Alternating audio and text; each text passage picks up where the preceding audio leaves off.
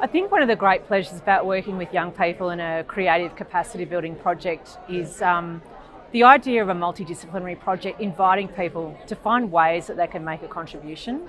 The company that we work with, Commemoration Arts, they have a wonderful way of an access form that finds a way to kind of try and capture what's someone's initial interest. And the way that the program was structured was Series 1 actually involved students exploring a few different creative activities.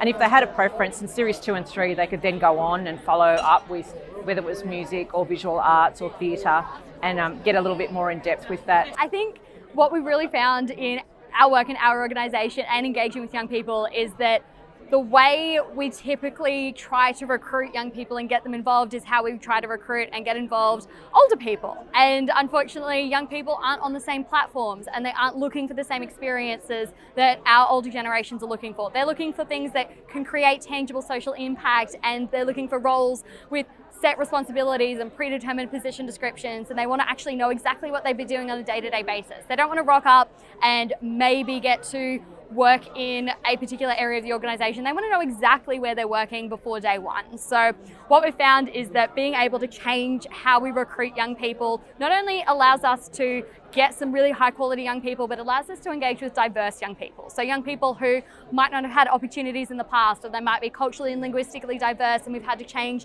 how we run our meetings so that we can incorporate them when they might have community and family responsibilities, or low socioeconomic young people who can't afford transport costs. So what other options are there to engage them in the organisation? And so being able to be flexible and being a sort of upstart young organisation, we can take a bit more risk and we can be a bit more flexible than other organisations can be, but that has led to such incremental, valuable increases in our engagement with young people that I wouldn't have it any other way. So we have obviously the model and the tools and the beautiful building and the lots of young people that want to live there, but to actually move forward and get the outcomes that we've always wanted for young people that don't live at home anymore, we have to actually provide those opportunities for them. So provide them to be aspirational, so that then they can be aspirational.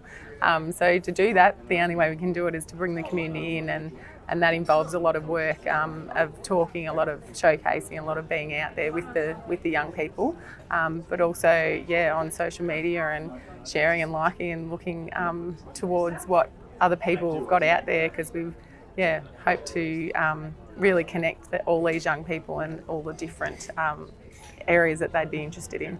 The dynamic was about a series of about 6 questions that brought people together. They weren't immediately difficult conversations. So the first ones were like, why do you like living in northeast Victoria or in the seat of Indi? And often people would say, well, it's the valleys, it's the beauty, it's the clean air and water, it's a sense of community.